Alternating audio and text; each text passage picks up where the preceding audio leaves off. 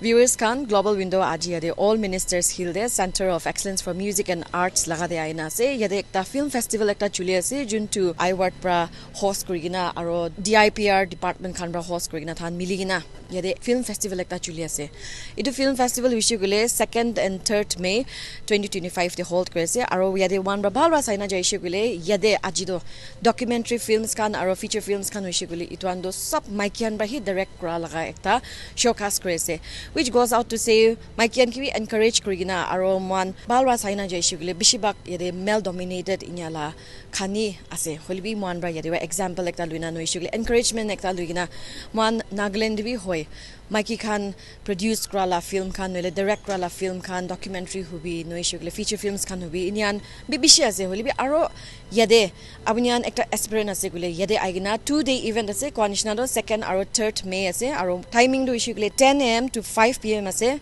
to experience kan gi hubi aro for those of you who enjoy watching films short films kan ishugile documentary an ishugile yede aigina abunyan bi saw paro kana janai di ase konishna do yede host kra khan do ishugile DIPR TAFMA khan aro various other organizations along with Iawrt International Association for Women in Radio and Television khan bra ani dia la ase ahibi tan na ekta representative ekta lot batchit kurina itu film festival la opore detail aro phalra jankari loi lobo.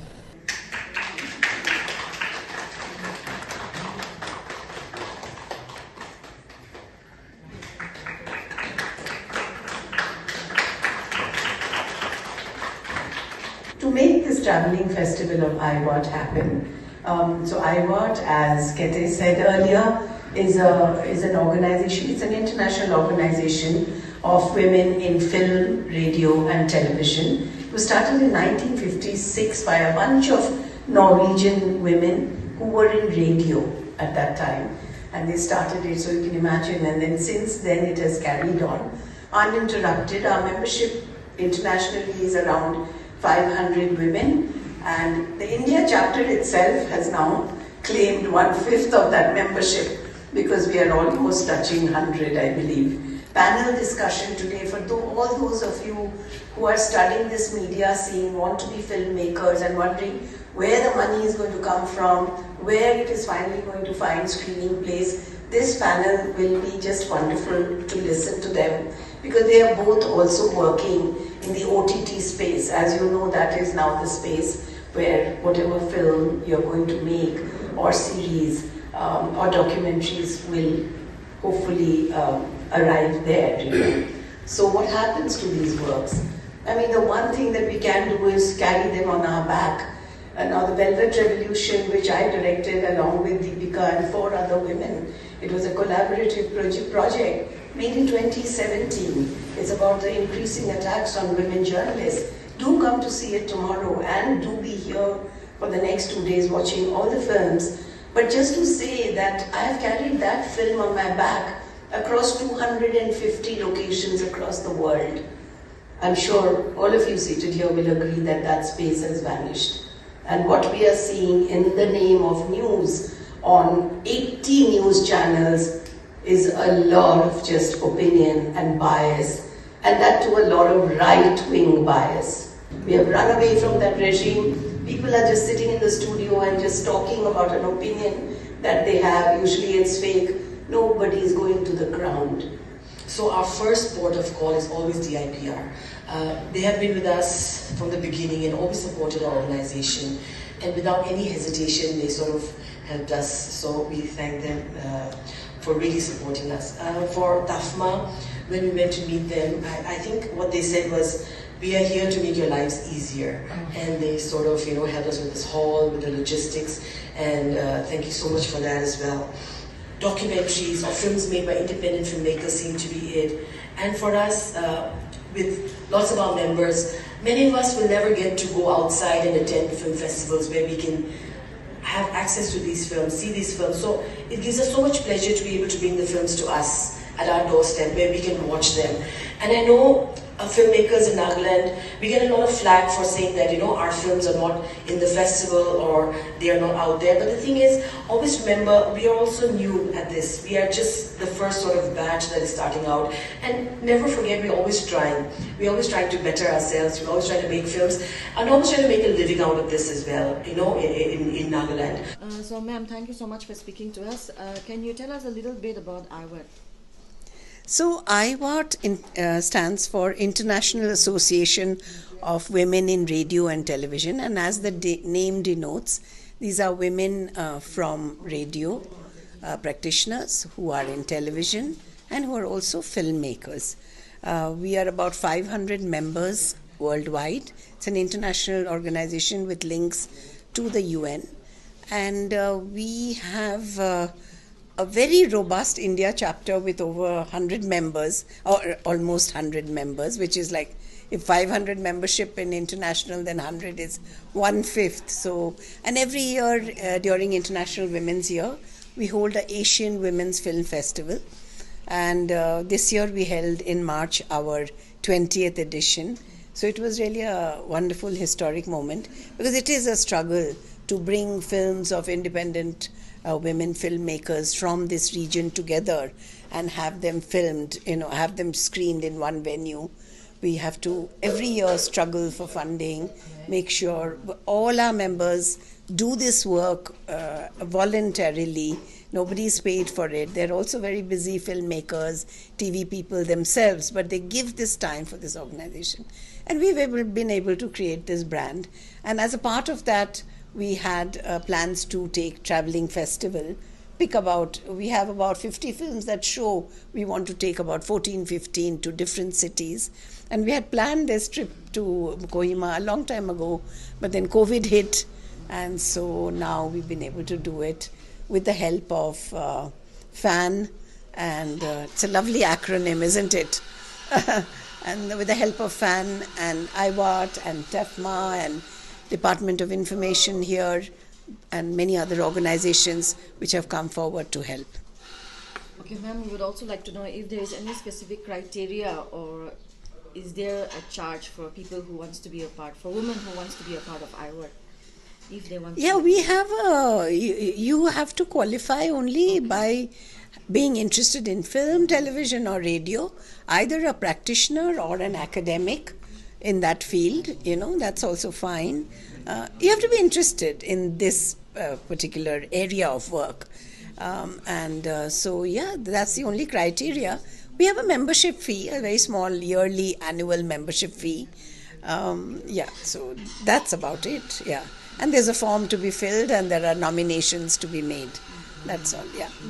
I mean, before I came here, I had 50 messages from different people, including my sister, who's written a book on Indians in the First World War. She's written a book on a Second World War heroine, and she said, don't forget to go and see the war memorial.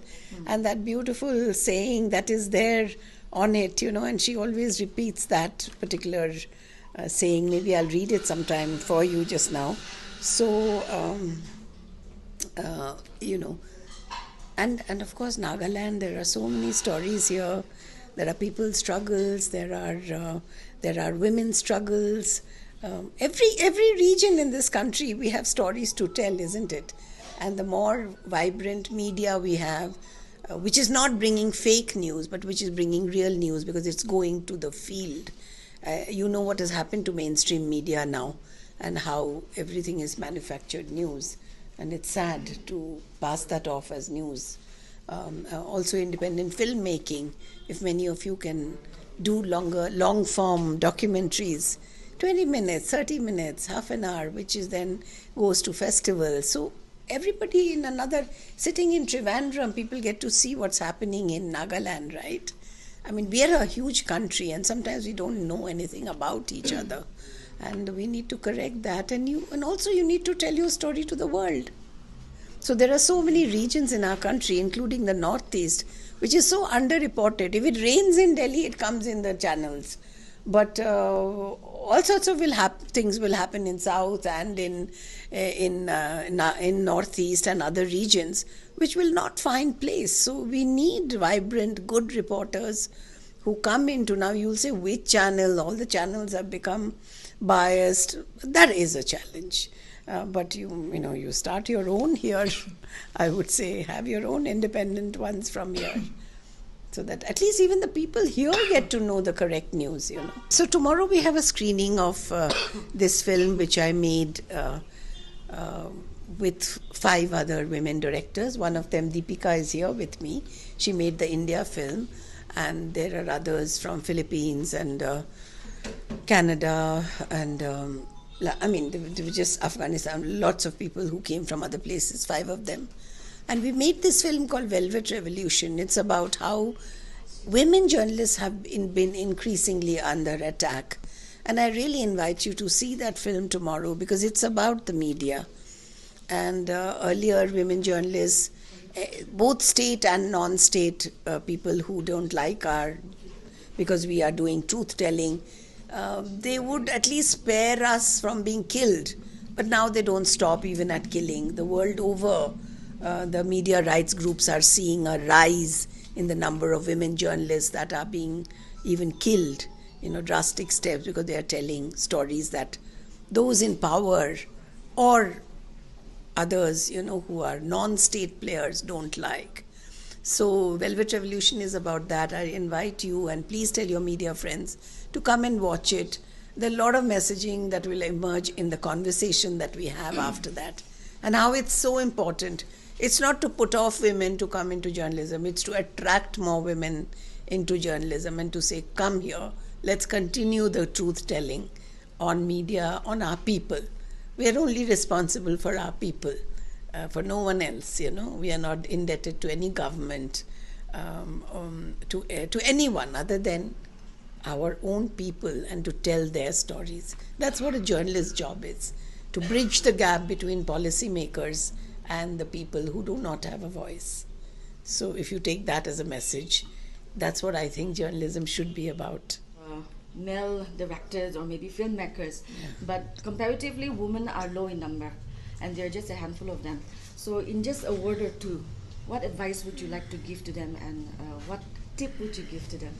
I'm wondering why. Look I've been meeting the most stunning women here from last night, and it's just a matter of time. And it's that ratio is there from Hollywood to even deep down south, or even in Bollywood. We know that numbers of women are always less than men. It is, filmmaking has been, continues to be a male-dominated profession, but things are changing. A lot of women directors are coming forward, their work is being appreciated, and they're coming in large numbers as editors, as cinematographers, all over. Earlier they would just say, okay, editing, because ek jagah mein baithe raho aur kaam karte raho. That's a nice little role for, I'm not trying to denounce editing. It's one of the most fascinating things in filmmaking, how you put the film together. You can shoot as much as you want, but at the end of it, it has to be put in a 50-minute or a 60-minute version or a 2-minute version, whatever. So editing is extremely important. But what I'm saying is that women could do all the jobs, and they've done it. They've done it in television. In our newsroom in NDTV, we were more women. Ratio was completely different. There were more women than men, So we breached it. If we can breach it in some places and some institutions, why not everywhere? It'll happen. All of you will soon I'll be on the other side and interviewing you for a film you've made. And that's the way forward. Just believe in yourself. So, ma'am, can you give an introduction of yourself? Yes. Hi, my name is Yapangnar Longkumar, and I'm an independent documentary filmmaker. Most of the documentaries I've done are for departments in Nagaland and some funding agencies from outside and NGOs. So those are the films that we've been making so far. Okay. Ma'am, can you give any idea about the scene in Nagaland where women are into filmmaking or documentary making and all? So in Nagaland, so far, most of the documentary filmmakers are women. And not to discount that they're men as well. So I think men are also trying to get into feature films as well. And so far, I think Nagaland has not had a full-length feature film that has been sent for festivals, that has gone out. So I think we still have a long way to go in terms of catching up with other states. But like I said today, don't worry, we are all working on it. All of us are working professionals in that sense. So I think we are just trying to better our craft, and slowly, hopefully we can all make something that makes an impact on people.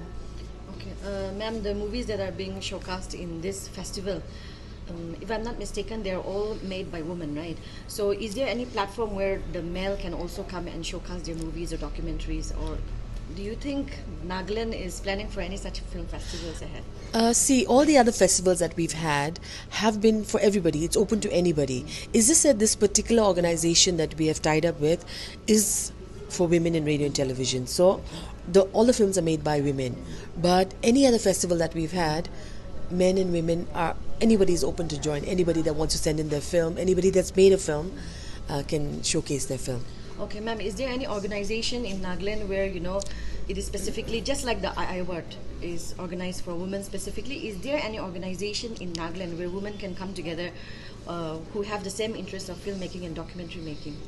So far, nothing like that. We have an association called the Film Association of Nagaland, which is inclusive. Includes anybody that wants to join us in the media banner, anybody that's working in different capacities in the media are all under the same banner. So men, women, they're documentary filmmakers, they're photographers, the editors, news people, anybody that wanted to join our organization. We are 50 odd, so that's a big number, I assume. So I think we have, it's open to anybody. So there's nothing like specifically for women that, only women filmmakers, nothing like that. Okay. Then ma'am, is there any advice that you would like to give to our female enthusiasts of filmmaking and documentary? What word of advice would you give to them? I think for those who want to make documentaries, nothing should stop you. Men, women, it doesn't matter who you are. If there's a story you want to tell, if this is a profession you really want to do, I think just get into it, stick with it, and it will pay off dividends in the end, because you will get your stories out. Even if you get it out to a small crowd, to a big crowd, you will get to tell your stories. So I say don't give up.